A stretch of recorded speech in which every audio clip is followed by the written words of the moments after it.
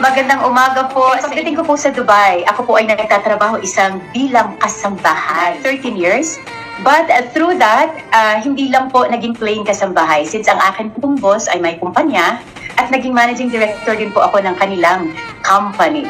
Yeah. So I was in Dubai in 14 years po tayo. Una po, nag-start po ako naging volunteer sa ating community or Filipino community 2012. Noon ay sumasama lang po ako sa ating grupo na which is napangalanan na Guardian. That is Desert Pax. It is headed by our Mr. Bustilio. So volunteer po ako as a safety. And then 2013, 14, 15, 16, 17 and 18, tuloy-tuloy po yun.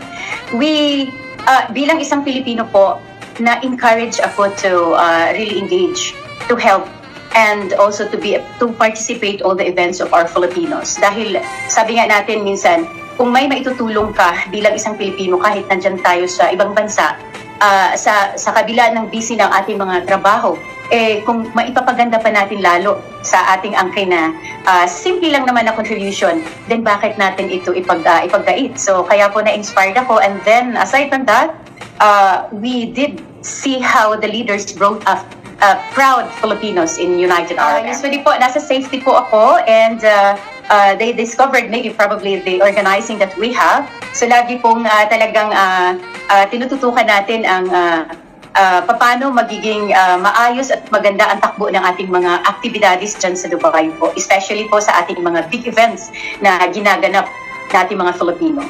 For me, yes, frankly, of course, sa ating mga kababayang Filipino, hindi maiwasan that we could encounter some other misunderstanding, both leaders and others, even the community itself. Alam natin yon na hindi maiwasan yun. But then, you just look a positive way.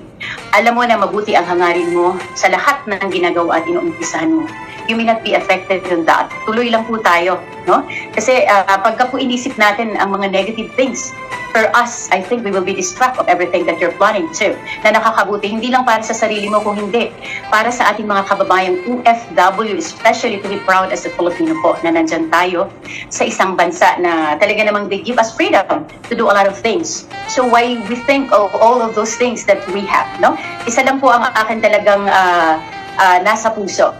Ano man ang meron at ano man ang mga misunderstanding both for anybody else, we must not think of that and focus.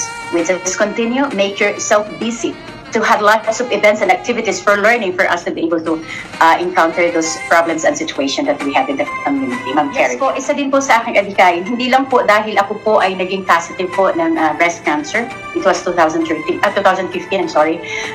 Hindi lang po yun. Mula po talaga nung una, nung nakita natin, paano po ba natin i-develop ang ating mga household workers, yung ating mga nasa bahay nagtatrabaho. So when I saw that meron namang factor na kailangan natin sila, unang-una sa health, kailangan natin silang i-guide or turuan or i-aware kung paano natin alagaan ang ating mga sarili lalo sa ibang bansa. Hindi lang po dahil na-experience ko yan na mag-isa akong, I was diagnosed for a breast cancer stage 3. So nakita ko po yun, unang-una ang ating health kasi kailangan natin maging malakas at healthy lagi para po tayo ay makapagpatuloy. And aside from the learning education that we have for sustainability for all our OFW household, hindi lang mananatiling nasa bahay. Me, when I came, as what I told you, I had an offer as a household or a domestic helper visa. But we knew that we studied, we worked from some different offices. But I never regret to work and to continue accepting that visa of mine. As long as meron naman po siyang legit or legal na papers na pwede palang magtrabaho kahit bahay yung visa mo, nandito yung kumpanya ng boss mo, ay lahat po yun ay nagiging legit. So for me, nung na-experience ko po yun, lahat po ng bagay na yun na-develop, and I also spread and share to all our household to have that learning projects and program. Matagal ko pong pinlano siya, but then I was so blessed to have some other university in United Arab Emirates that it has also a Filipinos who work with them as a teacher or a coach that who give me that opportunity to be it's granted po para sa kanila. Well, anyway, ma-advise ko lang po sa ating mga kababayang OFW dyan sa especially United Arab Emirates, where our second home. Tuloy lang tayo kung ano man ang ating goal, especially hindi lang look up, first of course, priority para sa ating sarili. But if you have something uniqueness to other one, that you can really freely to share to people, to everybody else, then do it. Huwag po natin itong itago lang. Huwag po natin itong like parang magiging selfish tayo, because it would be better to have a remarkable things for you to be able to share good things. And lagi po talagang magiging mapagkumbaba sa lahat ng bagay.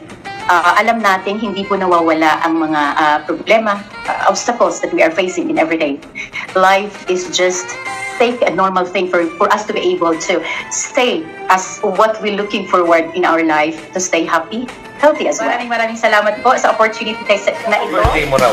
Greetings! Happy birthday. Happy birthday. Happy birthday. Happy birthday. Happy birthday. Happy birthday. Happy birthday. Happy birthday! Happy birthday. Happy birthday po! Birthday. Happy birthday. Happy birthday. Happy birthday. Ayan, maingay kami dito kasi nag-celebrate kami ng birthday mo. Happy birthday! Happy birthday ha, at you make sure na mag-ingat ka, sundin yung payo sa'yo ng inyong mga magulang, you stay safe, wash your hands lagi, kumanta ng happy birthday 2 times, and then